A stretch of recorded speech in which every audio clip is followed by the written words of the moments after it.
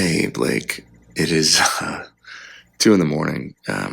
Hopefully this does not wake you up. Whew. Wow.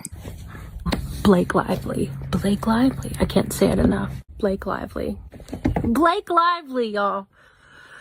She's my dream lily. And then Justin Baldoni, who is directing the film for It Ends With Us. The good news is he's going to be Ryle. So we have our Ryle and our Lily, Blake Lively. Blake Lively, y'all. She's my dream lily. And then the good news is he's going to be Ryle. So we have our Ryle and our Lily. Let's see if I can hear this. Justin Baldoni's 2 a.m. voice note to Blake Lively. We're really grateful that you... Hey, Blake. It is 2 in the morning. What a voice. Hopefully Oof. this does not wake you up. Wow. Hey, Blake. It is 2 in the morning. Hopefully this does not wake you up. Wake me up. Wow. Well, I decided to re-record the voice note, so I thought I might as well do it here.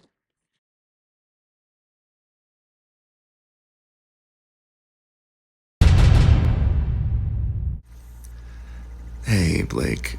It is 2 in the morning. Hopefully this does not wake you up. Whew. Wow. There's so much I want to say to you, and I hope that we can FaceTime or see each other in person soon and get to talk more. But I'm just going to send you a few thoughts, and hopefully it's not going to be more than a few minutes. But that I don't have the best track record. I don't think either one of us have the best track record for our voice memos. I want to start with an apology. Man, reading the second part of your message, my heart sank. And I'm really sorry.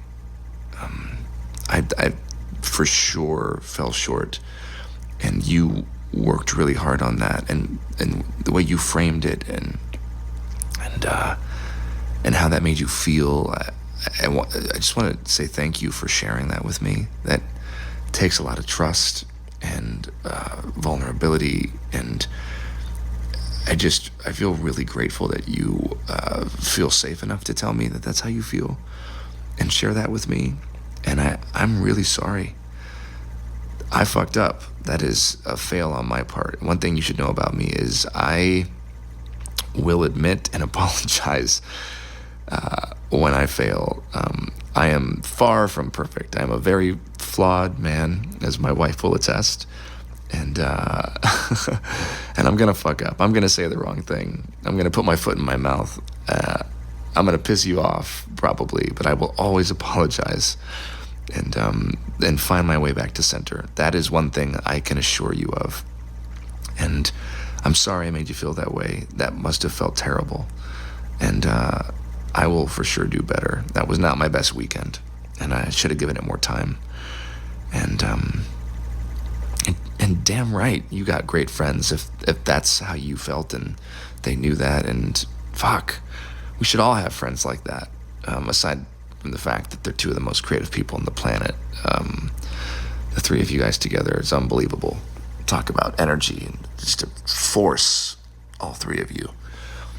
But I just wanted you to know that I didn't need that, because it's really good and it's gonna make the movie sing like you said, and I'm excited to go through the whole movie with you.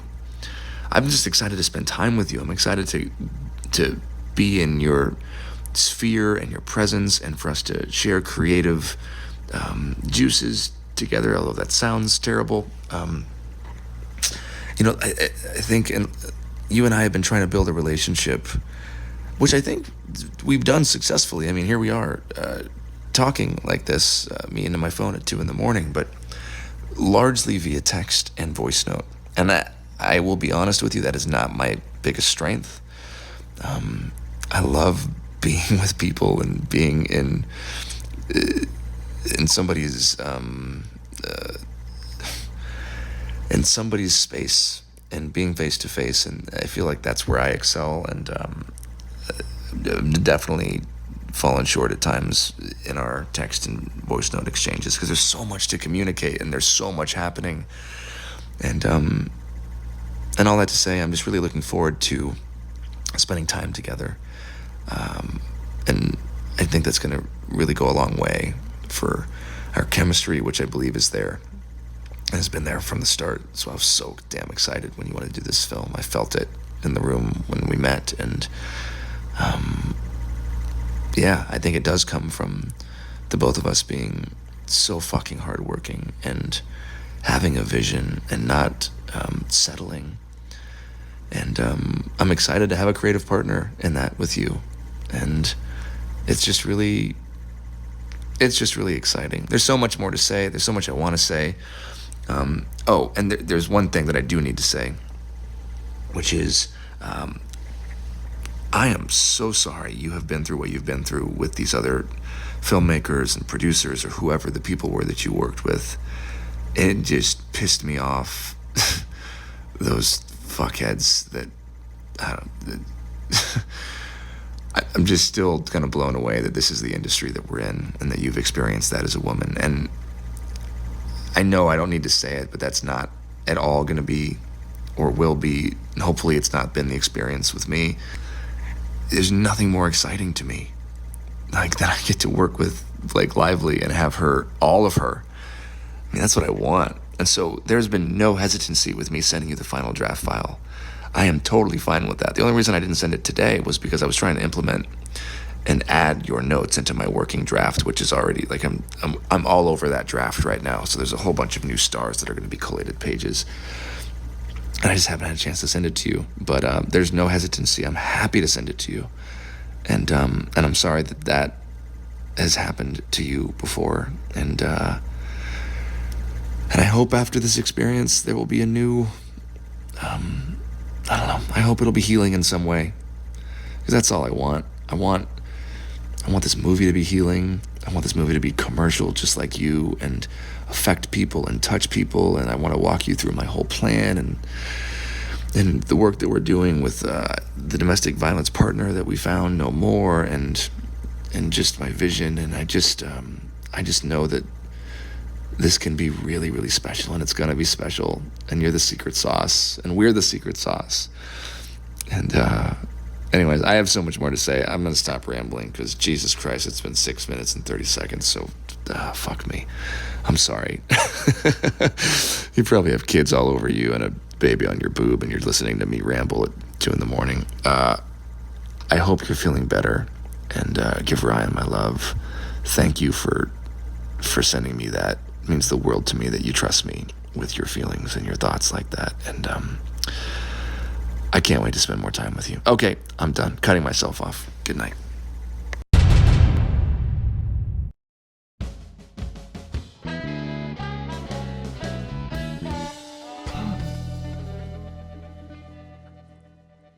Well, oh fuck.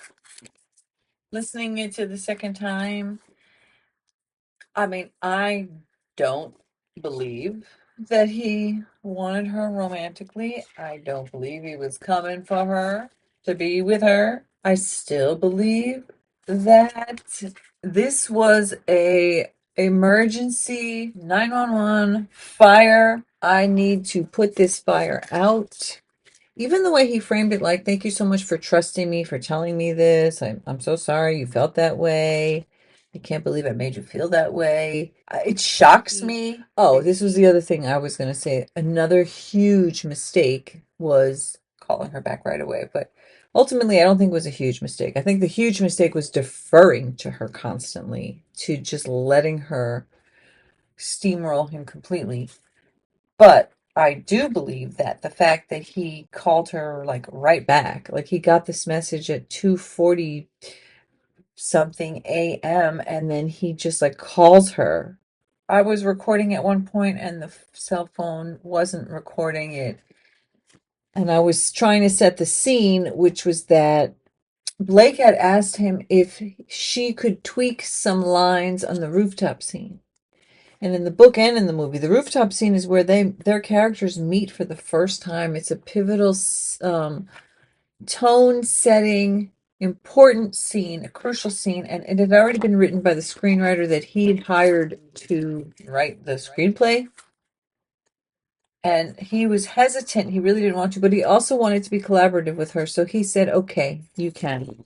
Then she didn't just rewrite, she didn't just tweak a few lines. She rewrote the whole scene. She, air quotes, supposedly she, which was actually later turned out to be Ryan Reynolds, which is part of why this whole thing is so insane. She insisted on being allowed to rewrite scenes, which is, you know, for the average actor, I would consider that to be pretty unheard of. You know, if you're a part of the project and you're a writer, an actor, and you're writing the project along with the director, then that makes sense. But she was brought on to this like way into the 5 years in, 5 fucking years in. It doesn't mean that you can't add shit and collaborate. Oh my God. And the way he took that message and twisted it into something positive. Although, so this was the thing, what I really wanted to just say. He was dragged to her place just so that Justin and Taylor could intimidate him. But here were some like, if you really want to pick it out and be like, oh my God, he's so nasty. He wanted her. These are the things that he said. I wrote down. He said that he wants them to share creative juices. And then he was like, oh, that doesn't sound good. And he said he was talking about how he's not that good with voice notes. He's better in somebody's space, spending time together. He wants to spend time with her. So damn excited. He gets to have Blake Lively. He gets to have all of her. Implement and add. Oh, he said he can't wait. He's going to implement and add your notes. He's happy to send the final draft file to her with no hesitancy. I'm happy to send it to you. He wants it to be commercial just like you. All of you and the boob. Wear the secret sauce. Fuck me. Baby on your boob. Give Ryan my love. I can't wait.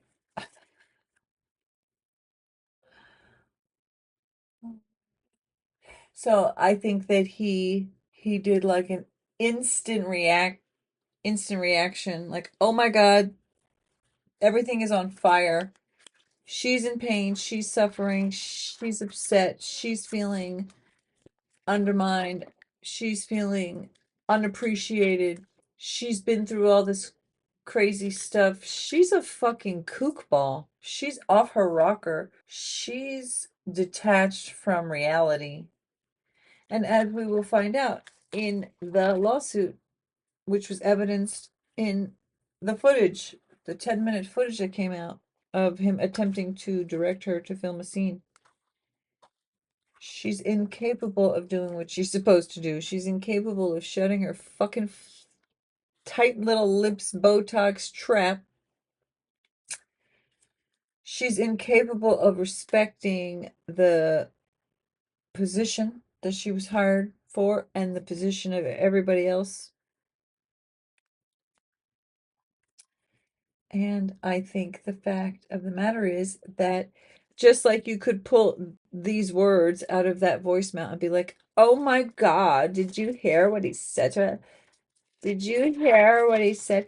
He said he wants to share creative juices and he likes to be in somebody's space and spending time together. He's so damn excited to have all of her. He's thinking about they're the secret sauce and fuck me, baby, on your boob. And I can't wait. 6.5 minute voicemail where he's basically groveling, apologizing, placating, trying to relate to her, trying to be supportive, being encouraging, being, trying to instill confidence, assuring her that this is going to be collaborative and that she's so valued and all that stuff. And then somebody's going to be like, oh my God, he was like literally fucking, he was like talking porn to her. Just like people saw that 10-minute clip, and in their sick and twisted minds, they were able to see him doing something wrong. But I recognize that when someone is already set in their mind about what's what and who's who, they're gonna see whatever the fuck they believe. I mean, and that, like, there's people who have integrity, and they are going to be truthful about what they see, what they hear, what they know to be true. Like my 15-year-old son, he said that the response, he was like, I can't believe he called her and left that message. That's so insane. He said that he should have texted back, like, yeah, that ain't happening. Yeah, that should have. Okay, dragons. like, like it's so out of pocket. It's so off the wall. Like that, his response should have just been like, "LOL, gag me, bitch." Then my 15-year-old said, actually, he should just be like, dropped. You're immediately dropped. I'm firing you. We're not continuing. Moving on. Next. No way. Done. It's over. Or FaceTime or see each other in person. So get to talk more. I'm gonna send you a few thoughts, and hopefully it's not gonna be more than a few minutes. And how that made you feel. So she basically went off on him in this very weird, threatening text where she's calling herself like a queen. Hey Siri, is Khaleesi from Game of Thrones a queen? Khaleesi is a title given to the wife of a Dothraki warlord in the universe of the George R.R. Martin's series A Song of Ice and Fire, popularly known as Game of Thrones after the name of the first book in the series and the television adaptation. It is roughly equivalent to queen.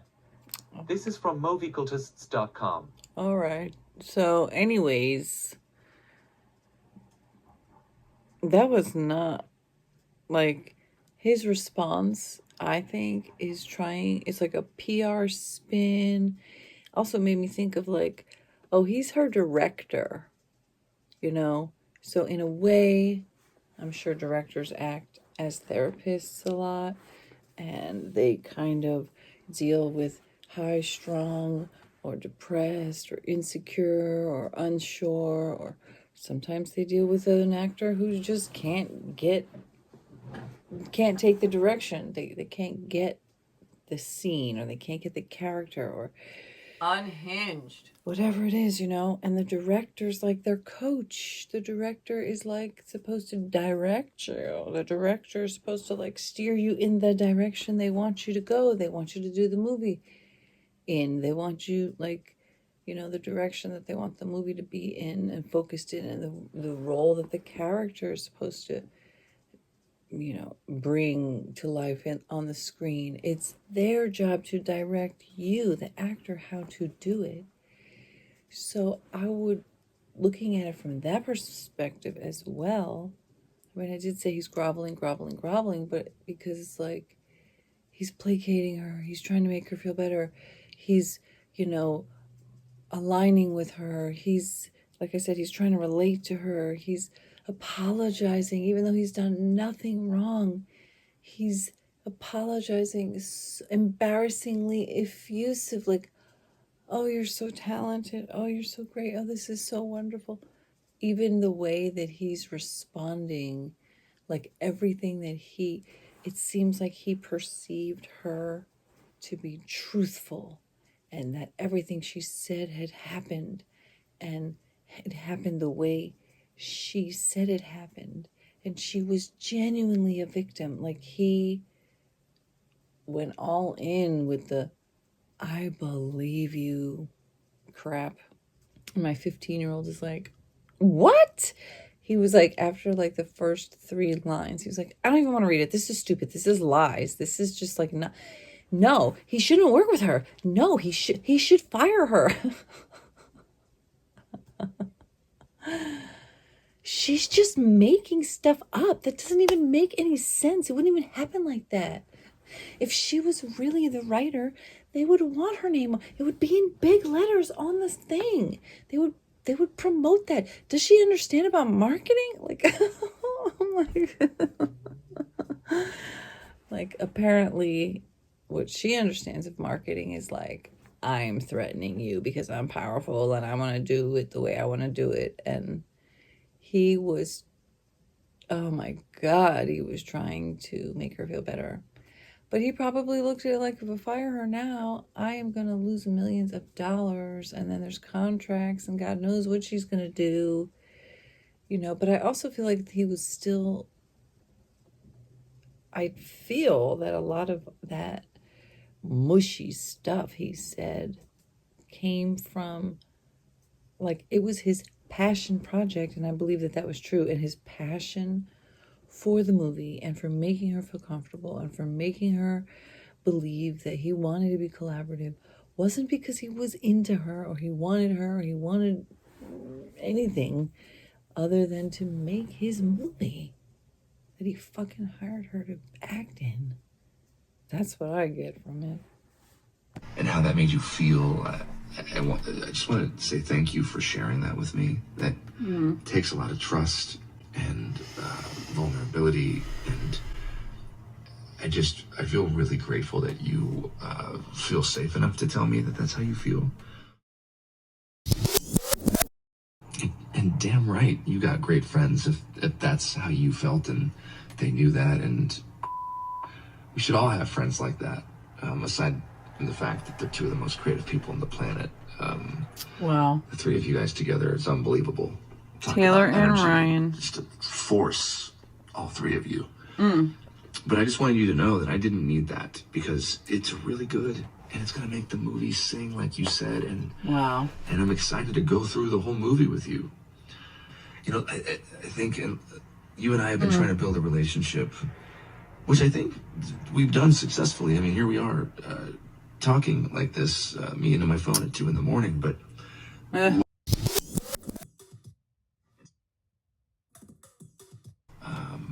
and I think that's going to really go a long way for our chemistry, which I believe is there. It's been there from the start. So I was so damn excited when you wanted to do this film. I felt it in the room when we met. And But the camera didn't see it. yeah, I think it does come from the both of us being so fucking hardworking and having a vision and not settling. And Yeah, I'm not excited settling have a to do great what the fuck partner you're hired in to that do. with you. And it's just really exciting. There's so much more to say. There's so much I want to say. And there's one thing that I do need to say, which is, I am so sorry you have been through what you've been through with these other filmmakers and producers or whoever the people were that you worked with. It just me off. Those heads that, Wow. I'm just still kind of blown away that this is the industry that we're in and that you've experienced that as a woman. And Damn. How about being sorry for what Blake put all those directors through? I know I don't need to say it, but that's not at all going to be or will be. Hopefully it's not been the experience with me. There's nothing more exciting to me like that. I get to work with Blake Lively and have her, all of her. I mean, that's what I want. Yeah. So there's been no hesitancy with me sending you the final draft file. I am totally fine with that. The only reason I didn't send it today was because I was trying to implement and add your notes into my working draft, which is already like I'm all over that draft right now. So there's a whole bunch of new stars that are going to be collated pages.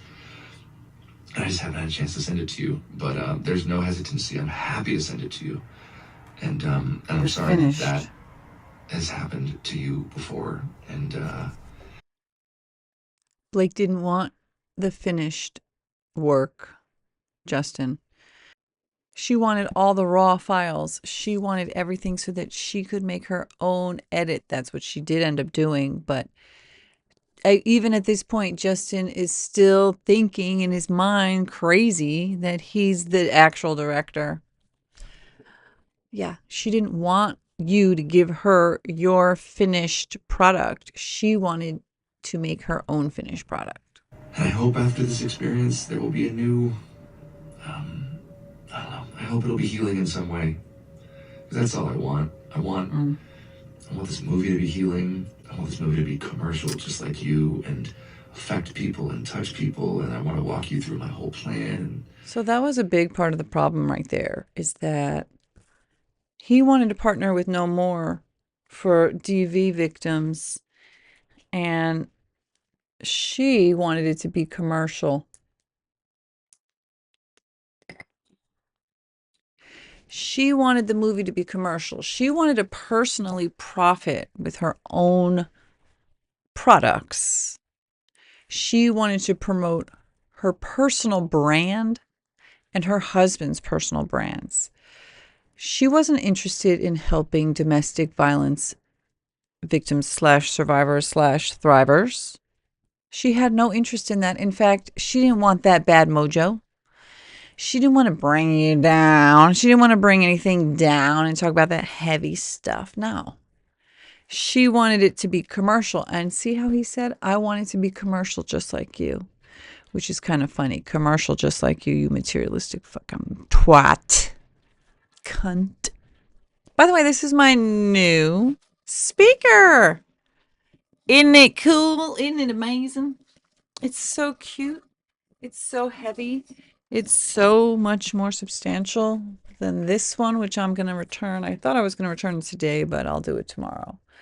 So this one I bought like on sale for like $23, and it was basically useless. My cell phone mic was better than that. Then I bought this one.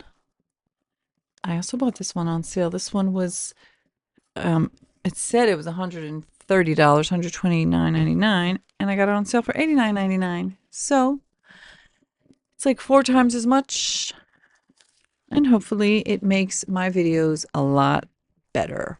So sometimes having better things is better. But Blake Lively wanted to promote her Betty Boo's brand, which is very problematic. She wanted to promote herself, and she did not want to do, she was not aligned at all with what Justin wanted. Justin had a vision and a passion to make this movie to help people, women who've been through domestic violence and who want to get out of it, who are currently experiencing it. She didn't want none of that shit. And that was very annoying for her. And he didn't get it. I guess eventually he did. But, you know, this is, to me, is a very, very obvious, important aspect of their creative differences right there. That he wanted this movie to be about helping people. And yes, there could be some partnering for commercial success. She wanted this movie to be about commercial success, promoting her brand, her personality, or lack thereof, and her husband. And that, of course, was going to lead to a clash. And then that clash led to Blake and Ryan saying, I'm going to take him down. I'm going to take him down. I'm going to do it. Take him down and take him down. I'm going to headlock him and take him down. And the work that we're doing with the domestic violence partner that we found, No More, and just my vision, and I just know that this can be really, really special, and it's gonna be special, and you're the secret sauce, and we're the secret sauce. And anyways, I have so much more to say. I'm gonna stop rambling, because Jesus Christ, it's been 6 minutes and 30 seconds, so me. I'm sorry. You probably have kids all over you and a baby on your boob, and you're listening to me ramble at 2 in the morning. Whoops. I hope you're feeling better. You shouldn't have said the boob, but that's my okay. love. Thank you. For you know they're going to rip this apart. showing me that. The part where he said, all of you. Your feelings and your thoughts like that. And the boob. I can't wait to spend more time with you. Okay, I'm done cutting myself off. Good night. Now, of course, the truth is that she had a new baby, and he also is a dad. So when you're a parent, it's really not a huge deal to say, you know, a baby on your boob. So I'm just saying, like, yes, there are people who are going to be desperate to try to make every little thing that he said into some kind of creepy predator, sexually inappropriate thing. Similarly to how Blake Blake said, okay, so when they were filming the scene where she was going to give birth and the CEO of Wayfarer Studios showed her a video of his wife giving birth to add to the conversation of how to do it, even though she literally had just had a baby. Like, she just had a baby, and that was her fourth baby. So I don't know, on one hand, like, did you really need to tell a woman who's actually had birth 4 times herself, given birth, how to do it? But then at the same time, it's not about Blake and how Blake did it and making this Blake's story, right? It's writing a story, writing a movie based on a book. So, how the birth scene was meant to go, it wasn't about whether or not Blake knew how to give birth. Okay. So, I'm making a point, but then I'm counterpointing my own point because I could see, like I had said to myself when I was talking about it, like, how much do you really need to tell a woman who's already given birth and very recently had to give birth? But then it's like, well, but again, it's not her autobiography. It's not her biography. It's not about her. It's not Blake's life story and Blake's birth experience. It's the character of Lily, which again has everything to do with this. A huge part of this issue is that Blake has seemed to have no ability to separate Blake from Lily. But anyway, so Jamie Heath shows a video of his wife giving birth, which according to Jamie, he had permission from his wife to do. And Blake then said in her complaint, or actually, Blake had said, yeah, in her like 17-point list to them, no more showing Blake corn with a P. And they were like, what?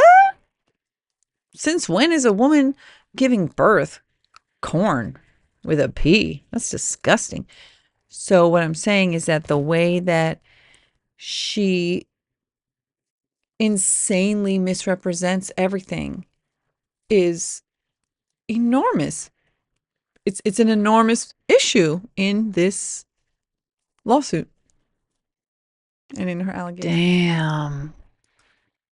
Damn. He must have thought, oh man, this is amazing. I'm gonna be working with like 2 of the most biggest stars in the world.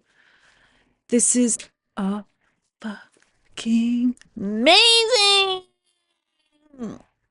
And she was like, I'm be working with this small ass, hardly known, weak ass, nice pool motherfucker. I am going to bend him over backwards and fuck him up the ass. I'm going to steal his movie. I'm going to steal the credit. I'm going to steal his PGA credit. I'm going to steal the sequel. I'm going to steal the show. You sure did steal the show, Blake Lively. You stole the show by showing the world what an abuser you really are. And I really do hope that this will work out for Justin in the end, because my God, you guys, Ryan and Blake, are the worst. This is California, by the way. Justin was probably so excited about what he was going to be able to create with you, Blake and Ryan. What a shock. He's going to be, working with 2 of the most creative powerhouses in the world. Nope. She wanted to be the director, honey. She didn't want your vision. She didn't give a fuck about your vision. She didn't want to partner with no more. She wanted it to be all commercial. And that was that, and that was that, and that was all it was going to be for her. Wow. And they're going to rip it apart and, say, oh, he wanted to see all of her He meant sexually, and oh, I can't wait to see more of you because he had feelings for her, I'm sure that's what they're going to pull out of it. But what I get out of it is that he was so serious about collaborating with her. Damn shame.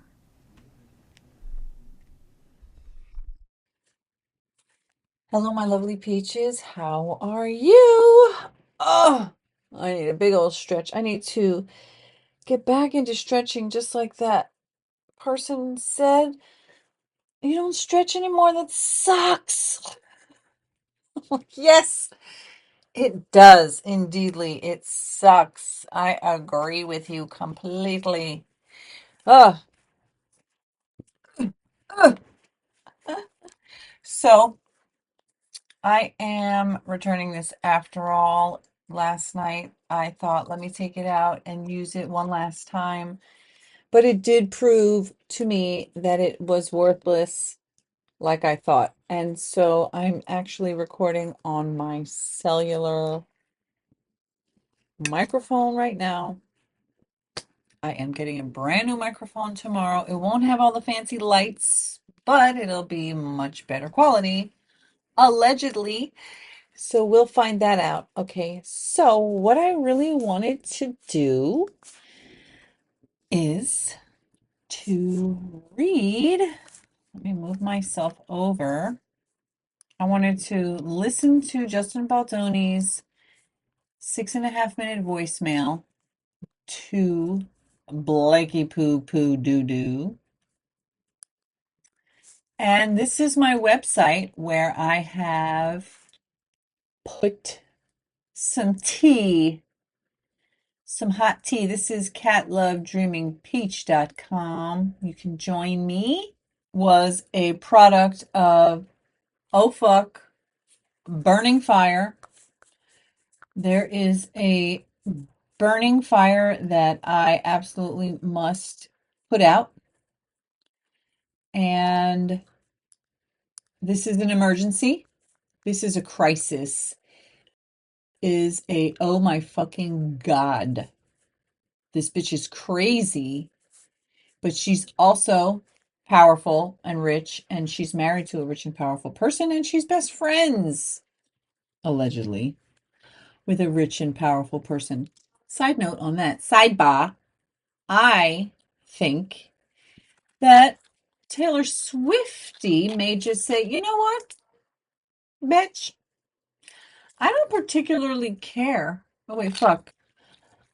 I could imagine Taylor Swift saying, you know what, Blake Lively, I don't particularly care for you taking our friendship and weaponizing me, my name, my good name, my power, my stardom, my fucking money, my reach, and then turning around and using that to destroy, first of all, using it to intimidate somebody, using it to take over their goddamn project, and then using it to destroy them. I don't know. I think that Taylor Swift might not take too kindly to somebody using her power, her name, her stature, her hard work that she's built herself up to destroy an innocent person. Like, that ain't it, man. Like, that ain't it. Okay. That ain't it. That ain't it. That ain't it. But so I'm going to read these. And I believe that Justin's voicemail, while many people rightfully mentioning, he's groveling. It's kind of cringe. It's a 2 a.m. reactionary. I'm going to throw water on this. I'm going to try to put this fire out. Like, oh my God, I'm groveling. I am so grateful. I am so happy. You are so amazing. Oh my God, you are so, okay. But just listen to this bitch Okay, so maybe I need to make myself a little smaller, but maybe not. Let's see. So this is my website. All right. Oh, now I'm upside down. I definitely have to get the hang of this thing. And now I gotta go pick up my son. All right. I'll be back. All right. I just got home. My desktop has refreshed itself.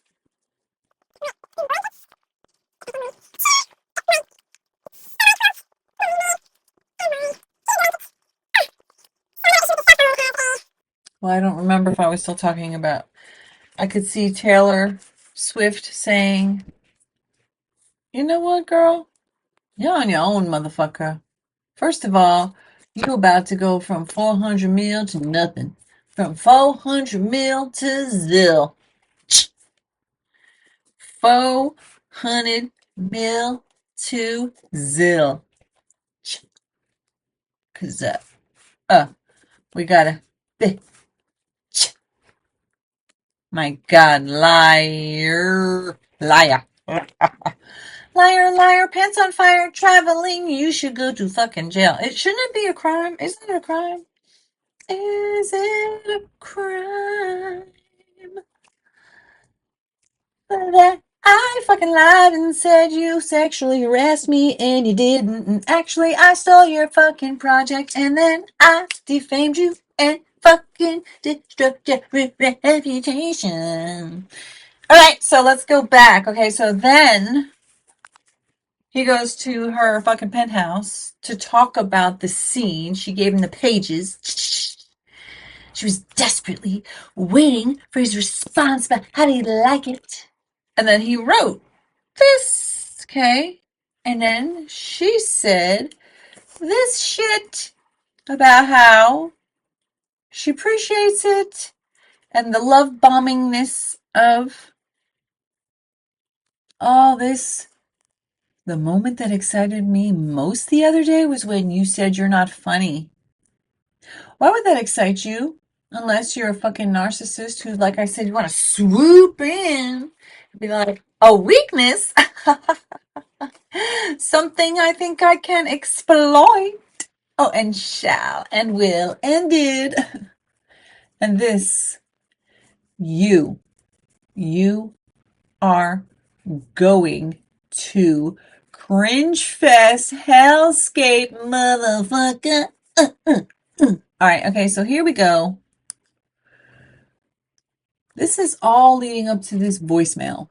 Okay, then this mamma jamma of motherfucking shit came in. So she spent, so here it is. You can barely read it. Let's see. I have a feeling it will not bring it over here. Okay, I think it says 04/14 or 2023, and I think it says 1:49. Okay, I think. Okay, so 1:49 a.m. And I'm also saying that partially from memory because I was looking at it, zooming in up close with my son. Okay, so from 1:49 until she is diabolically cringe. Or I heard somebody say, Blake is effortlessly rude. All right, can we read this? Oh, my stomach's about to growl. Okay, it's extremely blurry, but I think it says 04/15/2023 at 2:44. That's what I think I'm seeing. Anyway, okay, so I think it was an hour later, okay? An hour later, so she spent from the first kind of weird love bomby, I'm there for you, you're there for me, trust kind of thing. An hour later, she sends this.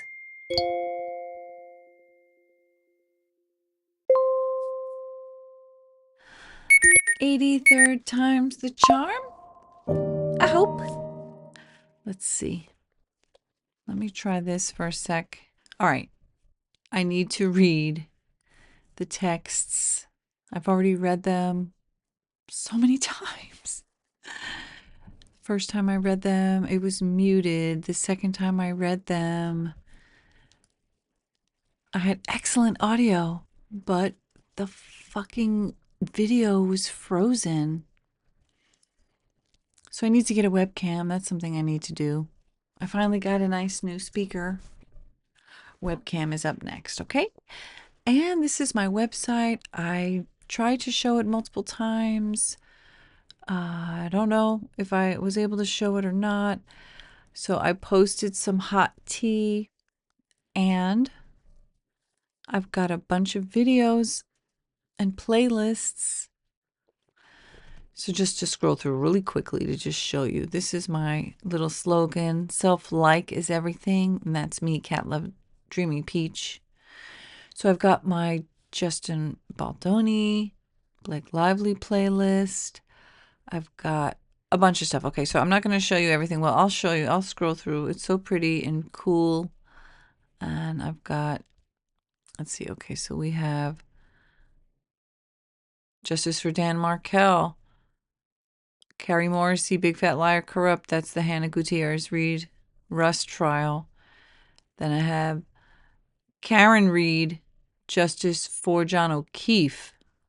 Then I have Justice for George Torres, Sarah Boone trial, suitcase trial. Then I've got Healing from SP Obsession, Specific Person Obsession, Heal It with Self-Love. I've got that playlist.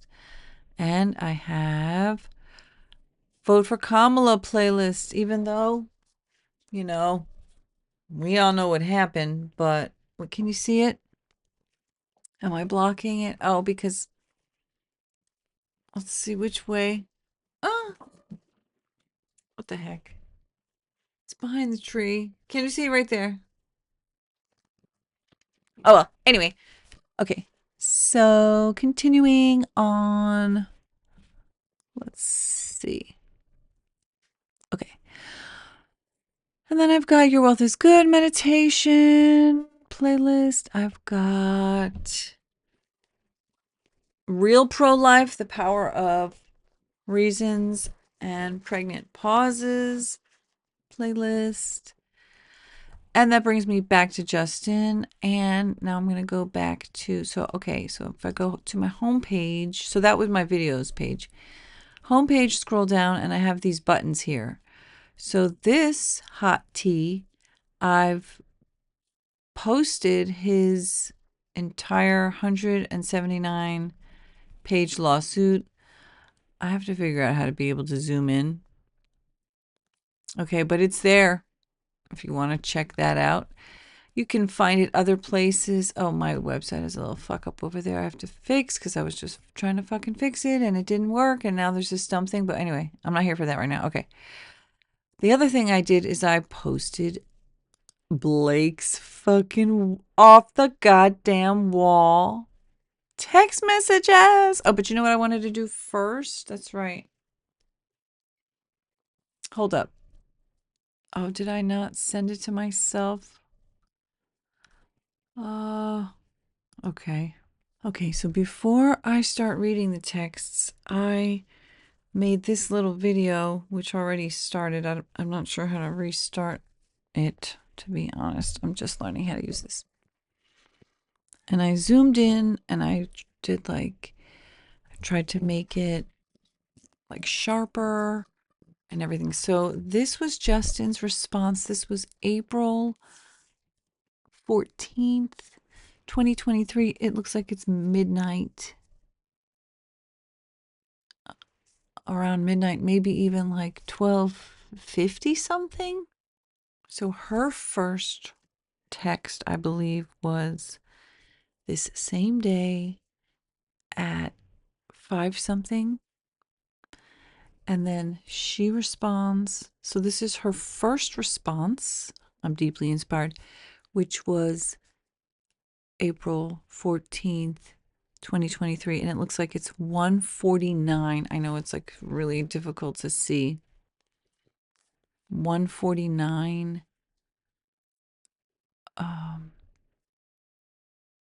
a.m.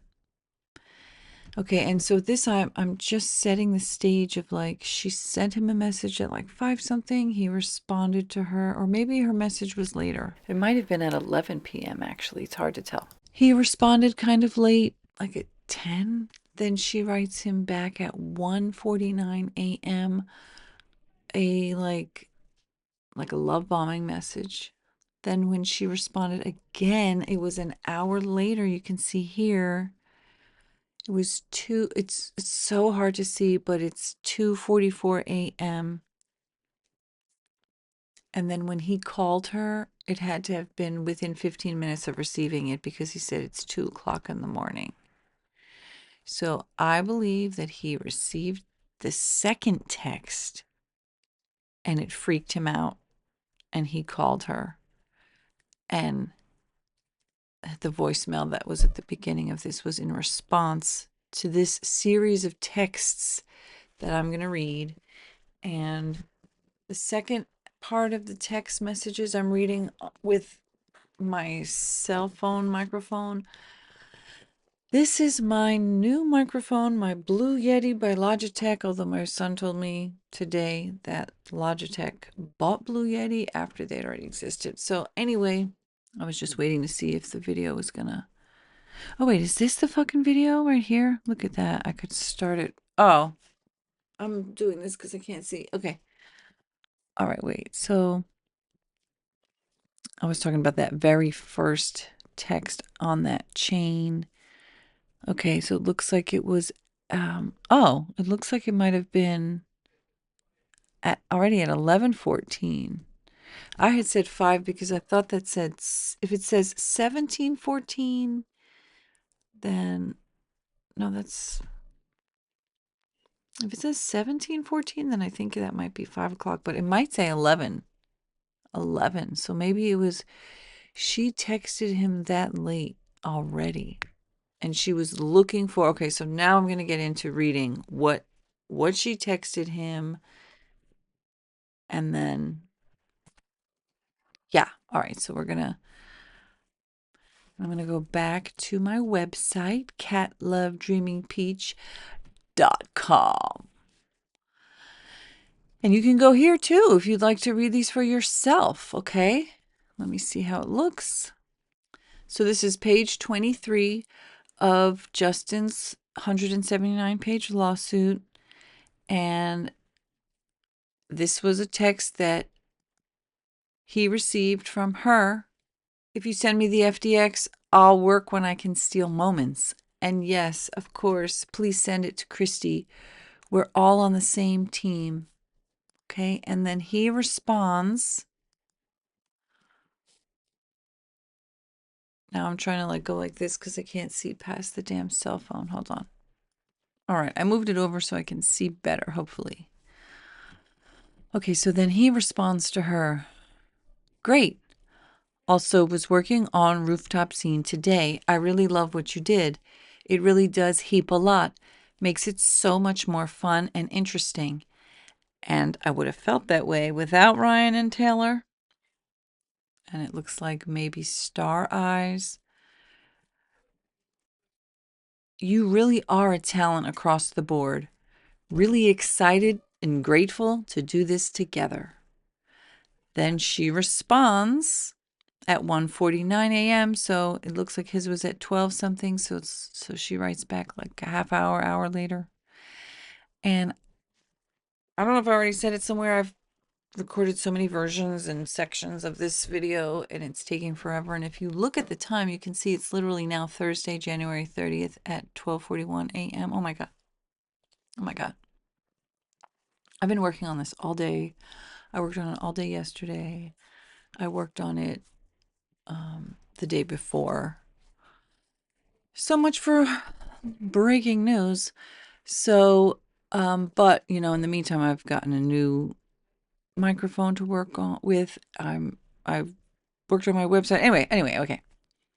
So something that I thought was important to notice was that this first note has a very, very different tone and like everything about it is so different than the second note that came an hour later. And I wondered, was Taylor sitting there? Was Taylor Swift and Ryan Reynolds sitting there with Blake Lively writing this with her? Did they write the second part with her? Was she there just her and Taylor writing it? Was Blake there just with Ryan writing it? Did Blake write this one by herself and then her and Ryan wrote the second one? Or her, Ryan, and Taylor wrote the second one? Oh gosh, it just occurred to me as I'm sitting here editing. Taylor Swift may end up having to testify in the trial if it goes to trial like Justin wanted. Wow. Or did she write them both all by herself without either of them knowing? Like the fact that she's going in so hard on Justin to get him to agree to let that scene, the rooftop scene that she claimed she wrote in, but it was actually Ryan who wrote the scene. I don't know. It's so confusing. Okay, so this is the first text, and I'm doing it on this good mic. And then the second part of this video is with my cell phone mic. So just know that going forward, my videos are hopefully going to be improving more and more, and that the video quality gets better, the audio gets better, the camera will be better when I get a better camera, and my editing skills will improve. And with all of that, I'm so grateful for all the new subscribers. Just know that if you're here with me, this is a journey, this is a process for me. I have been making videos for a long time, but I've always had like really subpar equipment. And I still kind of do. It's like super ramshackle. I'm literally filming on my phone, recording it on my iMac with this as a speaker I just got today. Okay. So I just wanted to take a moment to say thank you for joining and being here. I super appreciate you. And I don't appreciate rage baiting comments, but I'm not going to get mad about it anymore. I'm just going to like block, delete, hide, or ignore, or I'll comment back. I don't know. I don't care, but whatever. So, it's just, I do have all those questions because it seems very strange. It's like, is she schizophrenic? Is she borderline personality disorder? Is she histrionic? Is she delusions of grandeur? Is she just a fucking bad person? Is her husband just a bad person? Are her and her husband bad people? I don't know. It's like, what the hell? Something is terrible. Okay. So he says, great. He was working on it. He loves what he did. It's a heap of help, heaps a lot. Makes it so much more fun and interesting. And I would have felt that way without Ryan and Taylor fucking trying to intimidate me and shit at your penthouse.